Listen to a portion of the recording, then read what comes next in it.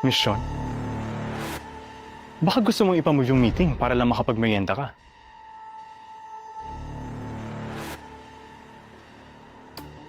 Supreme, with all due respect, huwag kang OA. Di lang naman ikaw may gustong pumigil ng pumapatay.